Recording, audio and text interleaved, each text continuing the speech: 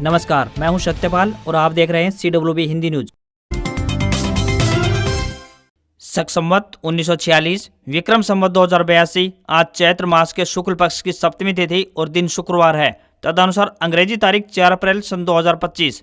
आज यानी 4 अप्रैल को नवरात्रि का 7वां दिन है और नवरात्रि के 7वें दिन देवी काल रात्रि की पूजा की जाती है। सबसे पहले आज की सुर्खियां। हरियाणा के बिजली उपभोक्ताओं को मिलेगी राहत, अब इतने यूनिट तक नहीं लगेगा MMC। चंडीगढ़ के अस्पतालों के OPD का समय बदला। OPD 16 अप्रैल 2025 से 15 अक्टूबर 2025 तक सुबह 8 बजे से लेकर दोपहर 2 बजे तक खुली रहेगी। हरियाणा में किसानों के लिए अच्छी खबर, गेहूं बिक्री के इतने घंटे बाद खाते में आएगा पैसा। केंद्रीय कर्मचारियों के लिए जबरदस्त खुशखबरी, DA में बढ़ोतरी के बाद अब मिलेगा मोटा पैसा। IPL यूजर्स को BSNL ने दी बड़ी सौगात, मात्र ₹1 में मिलेगा 1 GB डाटा। खुशखबरी, हरियाणा एग्रीकल्चर यूनिवर्सिटी ने इजाद की सरसों की नई हाइब्रिड किस्म, प्रति हेक्टेयर 30 क्विंटल तक मिलेगा उत्पादन। PF विड्रॉल प्रोसेस में बड़ा बदलाव, कैंसिल चेक और पासबुक की जरूरत हुई खत्म, एम्प्लॉयर अप्रूवल की अनिवार्यता भी हटी। और PPF में नॉमिनी अपडेट कराने के लिए नहीं देनी होगी फीस, वित्त मंत्री ने दी नियम में बदलाव की जानकारी। और अब खबरें विस्तार से। बंगाल की खाड़ी और अरब सागर से आने वाली हवाओं के चलते देश भर में मौसम बदल गया है। पिछले हफ्ते हीट वेव से जूझ रही कई राज्यों अगले कुछ दिनों तक बारिश और बादल की वजह से तापमान घट जाएगा। हालांकि गुजरात के सौराष्ट्र, कच्छ, पश्चिमी राजस्थान, पंजाब, हरियाणा, चंडीगढ़ और दिल्ली में अब गर्मी बढ़ेगी। उत्तरी हिमालय राज्य हिमाचल प्रदेश में बर्फबारी के चलते लाहौल स्पीति की लेक जम गई है। हरियाणा में मौसम साफ होने के चलते तापमान में बढ़ोतरी दर्ज की जा रही है। सबसे गर्म जिला भिवानी रहा, जहाँ का अधिकतम तापमान 37.2 डिग्री सेल्सियस रिकॉर्ड किया गया। वहीं हरियाणा में दोपहर बाद मौसम में बदलाव देखने को मिला। प्रदेश भर के कई जिलों में बादल छाए रहे, वहीं कई जिलों में तेज हवाएं भी चली, जिससे मौसम में परिवर्तन देखने को मिला। इधर मौसम विभाग ने इस बदलाव की संभावना पहले से ही जताई हुई थी। आसमान में बादल छाने व हवाएं चलने से तापमान में भी गिरावट दर्ज की गई है। वहीं हरियाणा में मौसम साफ होने के चलते तापमान में बढ़ोतरी दर्ज की जा रही है। आने वाले दिनों में गर्मी और ज्यादा बढ़ सकती है। फिलहाल बारिश होने की कोई संभावना मौसम वैज्ञानिकों ने नहीं जताई है। बीच बीच में वातावरण में नमी बढ़ने व बीच बीच में आंशिक बादल छाए रहने तथा हल्की से मध्यम गति की हवाएं चलने की संभावना है। बेरोजगार युवाओं के लिए एक अच्छी खबर है। Ex serviceman contributory health scheme Chandi मंदिर पंचकुला द्वारा चपरासी, चौकीदार, नर्सिंग सहायक, डाटा एंट्री ऑपरेटर व कई अन्य पदों पर भर्ती के लिए आवेदन मांगे गए हैं। इन पदों के लिए आप ऑफलाइन माध्यम से आवेदन भेज सकते हैं। पुरुष और महिला दोनों वर्गों के उम्मीदवार आवेदन अप्लाई करवा सकते हैं। सैलरी की बात करें तो 16,800 रुपए से लेकर 28,100 रुपए पर मंथ मिलेगी। चपरासी व चौकीदार के पदों के लिए उम्मीदवार 8वीं पास होने चाहिए। तो वहीं स्वीपर व फीमेल अटेंडेंट के पदों के लिए उम्मीदवार पढ़ना लिखना जानते हो। ड्राइवर के पदों के लिए 8वीं पास व लाइसेंस होना चाहिए। क्लर्क के पदों के लिए स्नातक पास व कंप्यूटर का ज्ञान होना चाहिए। वहीं फार्मासिस्ट के लिए B फार्मेसी अथवा 12वीं विज्ञान व फार्मेसी डिप्लोमा होना चाहिए। वहीं फिजियोथेरेपिस्ट के लिए फिजियोथेरेपी में डिप्लोमा होना चाहिए। नर्सिंग असिस्टेंट के लिए GNM डिप्लोमा होना चाहिए। इन पदों के लिए कोई भी आवेदन शुल्क नहीं देना होगा। न्यूनतम आयु 18 वर्ष और अधिकतम आयु 53 वर्ष तय की गई है। हरियाणा के बिजली उपभोक्ताओं के लिए राहत भरी खबर आई है। दरअसल हरियाणा विद्युत विनियामक आयोग ने अध्यक्ष नंदलाल शर्मा और सदस्य मुकेश गर्ग के नेतृत्व में वित्त वर्ष 2025-26 के लिए अपना टैरिफ ऑर्डर जारी किया है। यह ऑर्डर 1 अप्रैल से लागू हो गया है। इसके तहत हर महीने 300 यूनिट तक मासिक बिजली खपत वाले और 5 किलोवाट तक के लोड वाले घरेलू श्रेणी के उपभोक्ताओं के लिए मासिक न्यूनतम शुल्क यानी MMC को खत्म कर दिया गया है। अब उपभोक्ताओं को वही भुगतान करना होगा जितनी बिजली की खपत करेंगे। माना जा रहा है कि इससे 15 से 20 पैसे प्रति यूनिट की मामूली दर वृद्धि का प्रभाव संतुलित होगा। साथ ही गैर जरूरी खपत को भी रोकने में मदद मिलेगी। इन आदेशों में किसानों को भी राहत प्रदान की गई है। मीटर कनेक्शन वाले उपभोक्ताओं के लिए मासिक न्यूनतम शुल्क को 200 रुपए से घटाकर 188 व 144 रुपए प्रति BHP प्रति वर्ष कर दिया गया है। यह लोड पर निर्भर करेगा।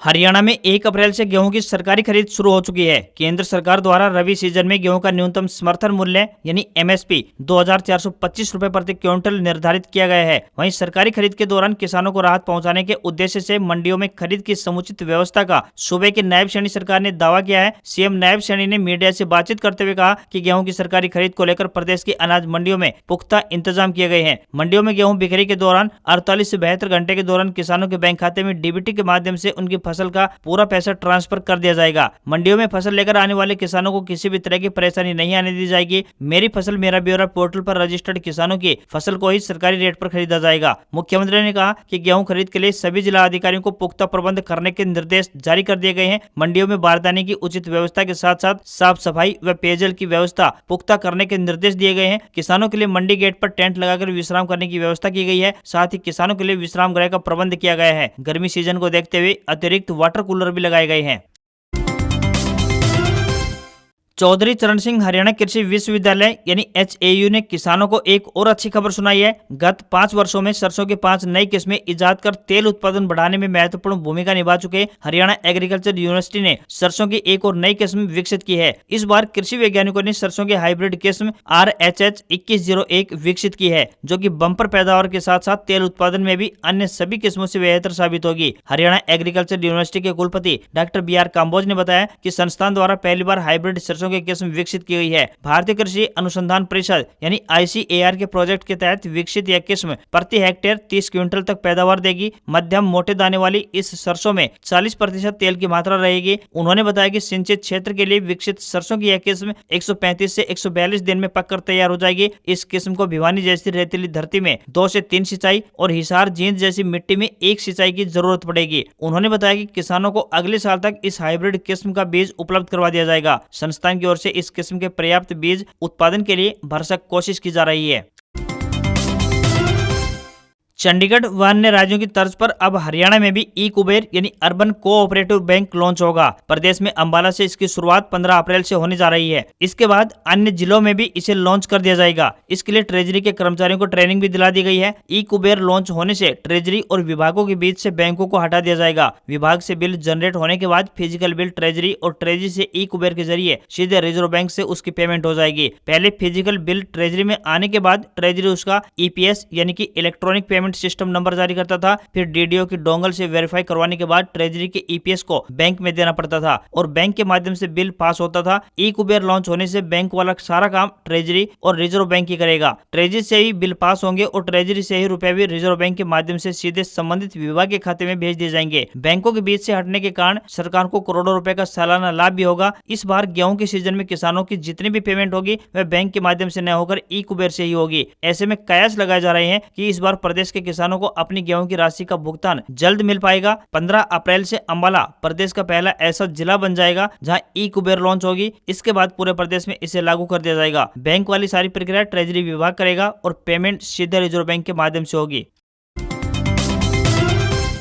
हरियाणा शिक्षा विभाग की ओर से नए शैक्षणिक सत्र शुरू होने से पहले ट्रांसफर ड्राइव पूरा करने का टारगेट रखा गया था। अब मई में ट्रांसफर ड्राइव शुरू किया जाएगा और जुलाई तक इसे पूरा कर लिया जाएगा। इससे पहले अप्रैल में शिक्षकों को बड़ी खुशखबरी मिलेगी। बता दें कि अप्रैल महीने में शिक्षकों का प्रमोशन होगा। हरियाणा के शिक्षा मंत्री महिपाल डांडा ने इसे बिल्कुल स्पष्ट कर दिया है। शिक्षा मंत्री महिपाल डांडा ने कहा, हरियाणा सरकार का उद्देश्य सरकारी स्कूलों में शिक्षा के स्तर को सुधारना है। इसी के चलते अप्रैल 2025 में PRT से TGT, TGT से PGT, PGT से प्रिंसिपल, प्रिंसिपल से BEO, BEO से डिप्टी DEO और डिप्टी DEO से DO का प्रमोशन किया जाएगा। शिक्षा मंत्री ने यह भी कहा कि अप्रैल महीने में ही सभी नवनियुक्त और प्रमोशन पाने वाले शिक्षकों को उनके स्टेशन दे दिए जाएंगे। मई के पहले हफ्ते में अलग अलग चरणों में सभी प्रकार के टीचरों का ट्रांसफर ड्राइव शुरू करके जुलाई में सभी को उनके नए स्टेशन पर ज्वाइन करवा दिया जाएगा, ताकि बच्चों की पढ़ाई सही रूप से चलती रहे तथा उनकी पढ़ाई में कोई भी किसी तरह की समस्या न आने पाए।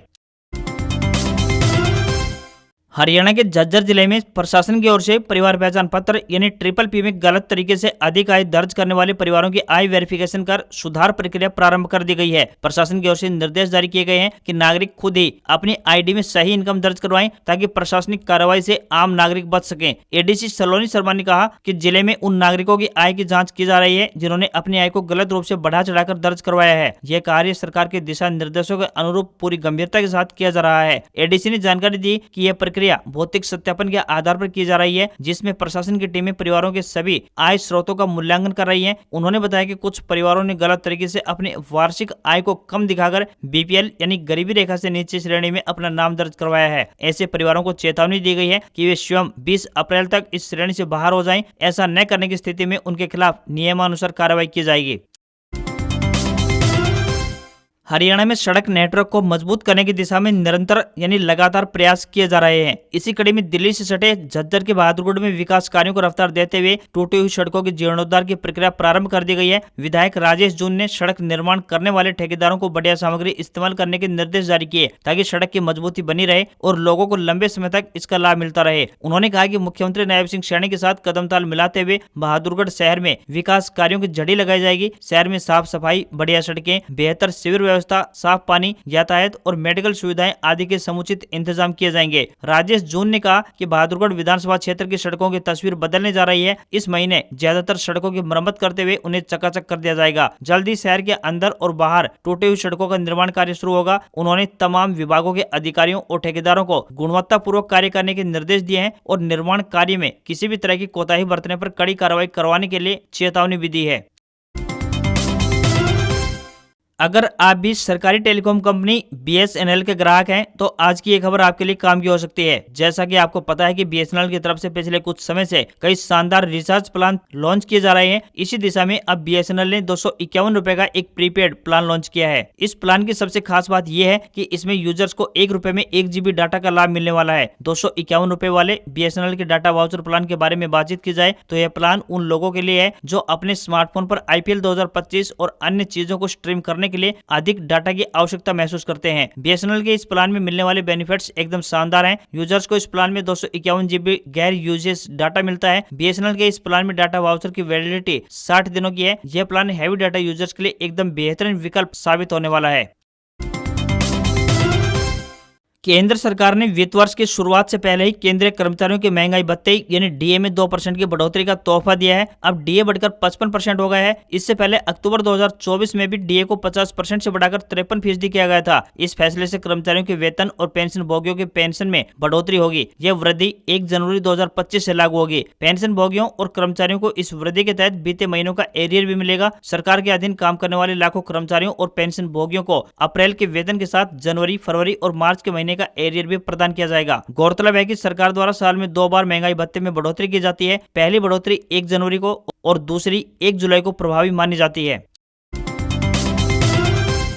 रेलवे में असिस्टेंट लोको पायलट के 9,900 पदों पर भर्ती निकली है। उम्मीदवार ऑफिशियल वेबसाइट indianrailways.gov.in पर जाकर आवेदन कर सकते हैं। एजुकेशनल क्वालिफिकेशन की बात करें तो 10वीं पास, संबंधित ट्रेड में ITI की डिग्री होनी चाहिए। अन्य पदों के लिए इंजीनियरिंग में डिप्लोमा या डिग्री होनी चाहिए। एज लिमिट की बात करें तो न्यूनतम 18 वर्ष और अधिकतम 30 वर्ष तय की गई है। सभी आरक्षित वर्गों को सरकारी नियमों के अनुसार अधिकतम उम्र में छूट दी गई है। फीस की बात करें तो सामान्य, OBC और EWS के लिए 500 रुपए, अनुसूचित जाति, अनुसूचित जनजाति, दिव्यांग, भूतपूर्व सैनिक व सभी महिलाओं के लिए 250 रुपए फीस तय की गई है। सैलरी 19,900 रुपए प्रति माह मिलेगी। आखिरी तारीख 9 मई है।